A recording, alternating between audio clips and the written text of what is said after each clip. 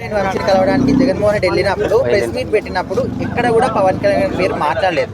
So కొంతమంది ఏమంటున్నారు, ఏదో ప్లానింగ్ చేస్తున్నారు లోపల లోపల అంటున్నారు. సో మీ అభిప్రాయం ఏంటి? ఇప్పుడు ఆల్రెడీ అధికారంలో పవన్ కళ్యాణ్ ఉన్నారు కదా, ఆయన ఏం చేయకుండా ఎందుకు పుణ్యస్థానాలు పోతున్నాడు?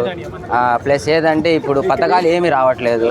ఇంతకుముందు ఒక ఎమ్మెల్యే గారు, మహిళ, అది కడప ఎమ్మెల్యే గారు, మా నియోజకవర్గంలో కరెక్టే సార్, మాకు అన్నీ ఇస్తున్నారు, కానీ మా భర్తలు ఇంత ముందు తాగుతున్నారు, ఇంత నష్టం అన్నప్పుడు ఇప్పుడు ఒక తల్లి వచ్చి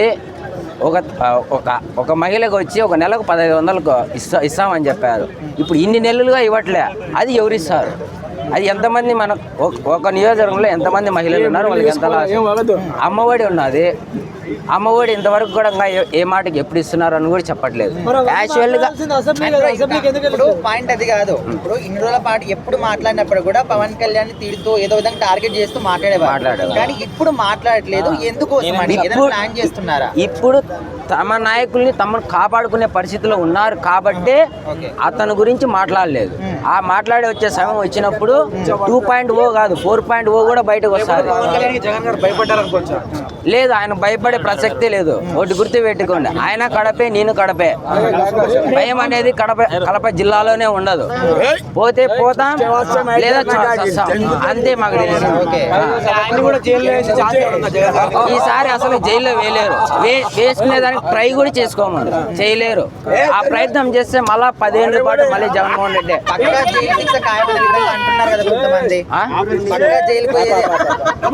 నమస్తే ఎవరి గురించి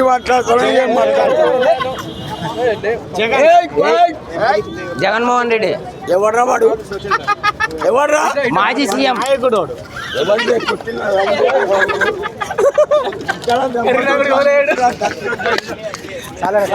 పేరు అనేది క్వశ్చన్ అన్నమాట. అంటే సపోర్ట్ చేస్తున్నాడా, స్నేహం కోసం ట్రై చేస్తున్నాడా, భయపడుతున్నాడా? భయపడే వ్యక్తి అయితే జగన్మోహన్ రెడ్డి కాదు.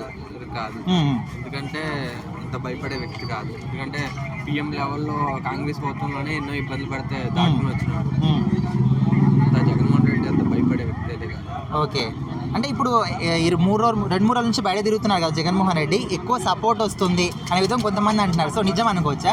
ఒకసారి మిర్చి అడిగెళ్ళారు, జనం ఎలా వచ్చారు? కనీసం పోలీస్ భద్రత కూడా ఇవ్వలేదు కదా గవర్నమెంట్. అయినా జనం చూస్తే రోప్ కింద జనమే వెళ్ళి ఫ్యాన్సీ ఎలా చేశారు కదా, చూసారా మీరు? చూసాను.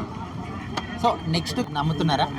జగన్మోహన్ రెడ్డి గారు ప్రభుత్వం వస్తుందా రాదని కాదు, మినిమం సూపర్ 6 ఎవరో పట్టించుకోవట్లేదు కదా. మిర్చి రైతులు 23,000 బద్ద అమ్మేది ప్రింట్ అవ్వచ్చు, ఇప్పుడు ఎంత అమ్ముతున్నారు? 9,000 ఉంది. రైతులు ఎంత నష్టపోతున్నారు? కనీసం ఇప్పుడు మోడీ గారి సపోర్ట్ తో చంద్రబాబు నాయుడు గారు ఉన్నారు కాబట్టి ఇది కేంద్రంతో మాట్లాడి మనం జగన్మోహన్ రెడ్డి గారు చెప్పిన తర్వాత అప్పటికప్పుడు దాన్ని ఏమంటారు మీటింగ్ పెట్టి రివ్యూ ఇస్తాం కాదు, ముందు నుంచి ఏమైపోయింది. ఓకే, ఎందుకంటే మిర్చి రైతులు చాలా దారుణంగా చాలా ఇబ్బందులు పడుతున్నారు. ఎందుకంటే సూసైడ్ చేసుకుంటామని వాళ్ళే అంత ఎందుకంటే 23,000 అమ్మాల్సింది అంటే ఇప్పుడు ఎంత అమ్ముతున్నారు? 9,000 అంటే ఎవరికన్నా మినిమం గిట్టె ధరే 17,000 పడుతుందంట. మరి 9,000 అంటే ఎలాగ రైతులు తలుచుకున్నారు? ఇప్పుడు ప్రభుత్వానికి ఏం చెప్తారు మీరు?